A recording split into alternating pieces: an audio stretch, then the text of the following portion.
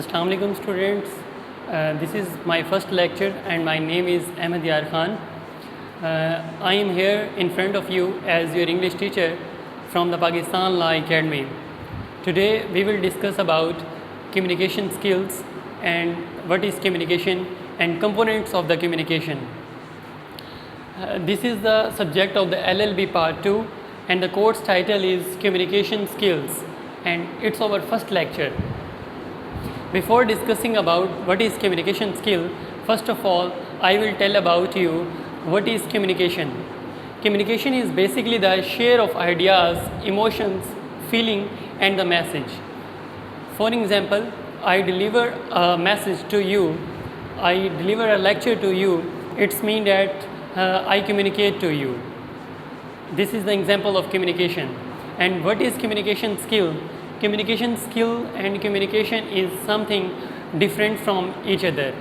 Communication skill is basically the ability, skill is basically the expertise, how much you expert in your communication, it's mean that how much you have your communication skills.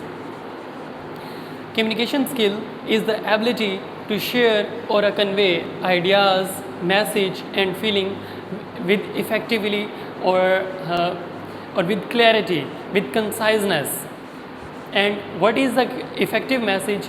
The message that is clear and concise is known as the effective message.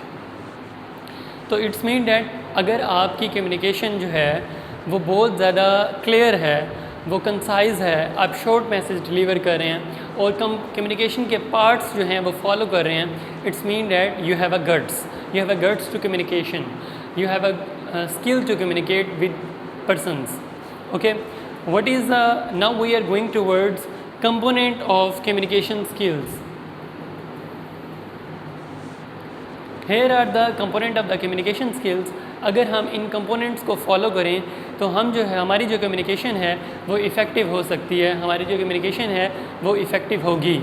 ठीक है, तो what are these parts? जो parts हैं communication के वो क्या हैं? Verbal communication, non verbal communication. Verbal और नॉन वर्बल कम्युनिकेशन बेसिकली ये टाइप ऑफ कम्युनिकेशन भी है.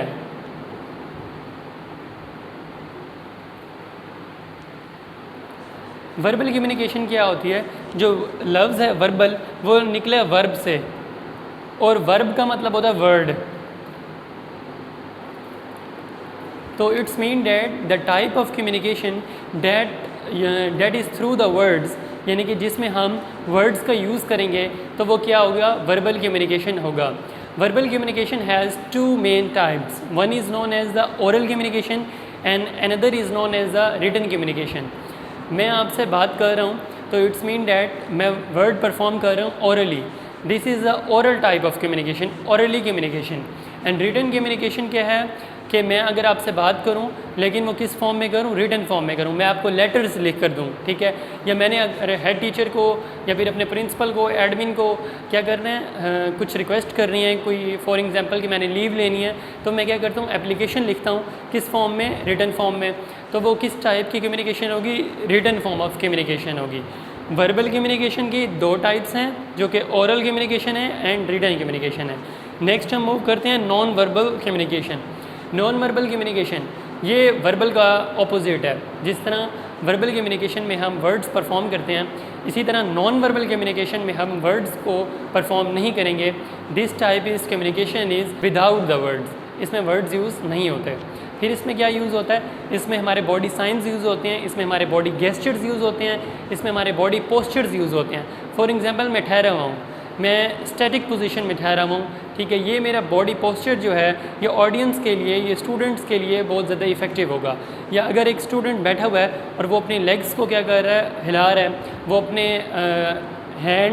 हेड को जो है वो नोट कर रहा है, या वो अपने नेल्स को च्यू कर रहा है, तो ये तमाम के तमाम जो बॉडी साइंस हैं, बॉडी गेस्चर्स हैं, ये कम्युनिकेट कर रहे हैं, जो कि एक साइन है नर्वसनेस का उसका, कि अगर वो लेग्स हिला रहा है तो वो क्या है? बहुत ज़्यादा नर्वस है.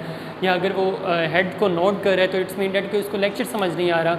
तो ये बहुत सारे साइंस होते हैं जो कि किस में आ जाएंगे? नॉन वर्बल कम्युनिकेशन में आ जाएंगे. नेक्स्ट है जी point number 3 is listening. Listening क्या होती है? लिसनिंग जो है एक प्रोसेस है जो कि एक्टिव लिसनिंग जो कि एक्टिव प्रोसेस है। दो प्रोसेस हम डिस्कस करते हैं कम्युनिकेशन में, एक्टिव प्रोसेस और पैसिव प्रोसेस। एक्टिव प्रोसेस क्या होता है? एक्टिव प्रोसेस मीन्स डैट कि हम उसको विद योर फुल अटेंशन हम उसके ऊपर फुल अटेंशन दे रहे होते हैं। फॉर एग्जांपल एक स्टूडेंट है, वो यहाँ पर बैठा हुआ है और मैं उसको लेक्चर दे रहा हूँ, अगर वो अटेंशन के साथ उसको सुन रहा है, इट्स मीन डैट ये उसकी लिसनिंग है, ये उसकी गुड लिसनिंग है। और अगर वो क्लासरूम में तो बैठा हुआ है लेकिन वो मेरे जो आवाज़ है, मेरी जो वॉइस है, मेरी जो पिच है, वो उसके कानों में तो जा रही है लेकिन वो अटेंशन ही नहीं दे रहा है उसके ऊपर, तो इट्स मीन डैट वो हेयरिंग तो कर रहा है लेकिन लिसनिंग नहीं कर रहा। दो प्रोसेस होते हैं, लिसनिंग एंड हेयरिंग। स्टूडेंट्स क्या करते हैं? स्टूडेंट्स इनको मिक्स कर देते हैं, लेकिन this is something different. Listening is the active process while hearing is the passive process. Next क्या है? कॉन्फिडेंस। कॉन्फिडेंस क्या होता है? कॉन्फिडेंस आपका सेल्फ बिलीफ है, आपके ऊपर, आपको अपने ऊपर, खुद के ऊपर कितना यकीन है, ये क्या है? कॉन्फिडेंस है। अगर हम कॉन्फिडेंस के साथ बात करेंगे तो नेक्स्ट जो हमारा ऑडियंस है या स्टूडेंट्स हैं, वो क्या करते हैं? वो कम्युनिकेशन को बेहतर बनाते हैं, उसको अच्छी तरह से सुनते हैं और फिर साथ में फीडबैक भी देते हैं। Confidence and feedback is directly proportional to each other. अगर मैं अपना लेक्चर को इफ़ेक्टिव कम्युनिकेशन के ज़रिए, कॉन्फिडेंस के ज़रिए, विद माई आई कॉन्टैक्ट, ठीक है, वो बच्चों के साथ एक बॉन्ड बनाऊंगा, तो मैं अपनी कम्युनिकेशन को या अपने लेक्चर को अच्छी तरह से डिलीवर करूंगा। जब मैं डिलीवर करूंगा तभी बच्चे मुझे बहुत अच्छा फीडबैक देंगे। फीडबैक बेसिकली क्या होता है?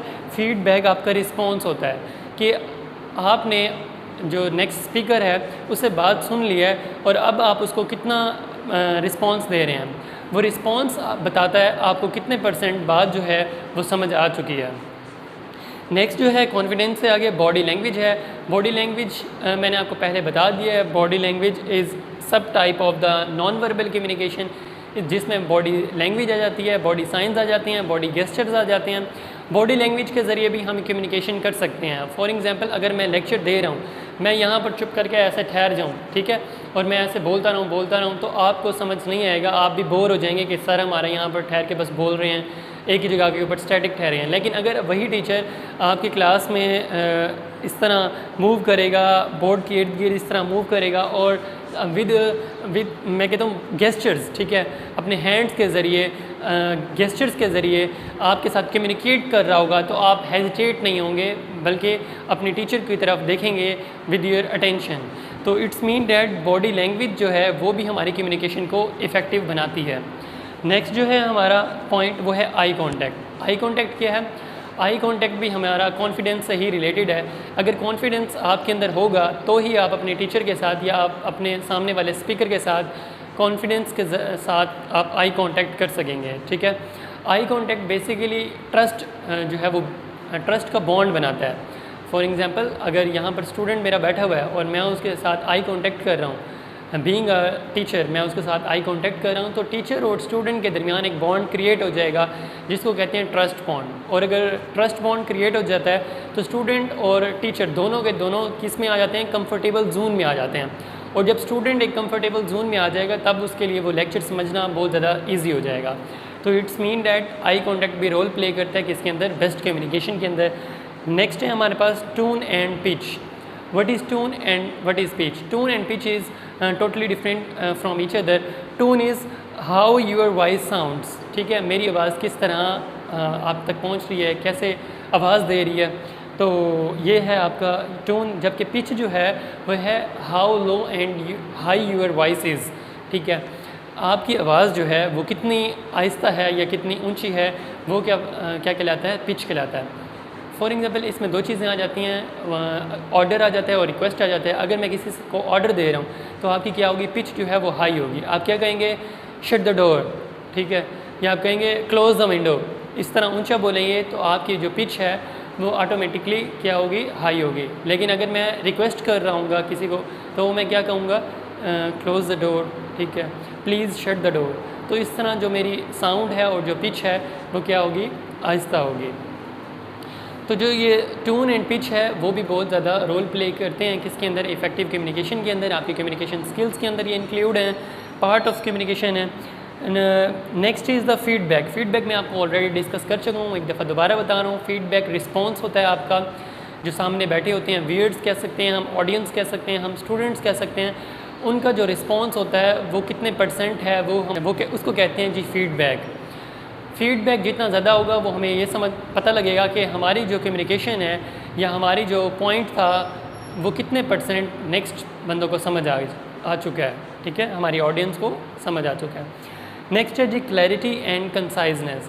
क्लैरिटी कहलाता है कि how much your message is clear, आपका मैसेज कितने फ़ीसद क्लियर है, आपका मैसेज क्लियर है भी सही है नहीं है। एंड कंसाइजनेस कहलाता है शॉर्ट मैसेज को, यानी कि मैं आपको लेक्चर दूं लेकिन अगर मैं उसको बहुत ज़्यादा ब्रॉड लेवल के ऊपर ले जाऊं, मैं उसके अंदर टाइप्स कर लूं, सब टाइप्स कर लूं, तो आप उसमें बोर हो जाएंगे। लेकिन अगर मैं टू द पॉइंट बताऊं आपको component of the communication skills और आपको डायरेक्ट कंपोनेंट्स होते क्या हैं और कंपोनेंट्स के बारे में ही जस्ट बता दूं, तो क्या होगा, मेरा मैसेज जो होगा वो क्लियर भी होगा और कंसाइज यानी शॉर्ट मैसेज भी होगा, ठीक है।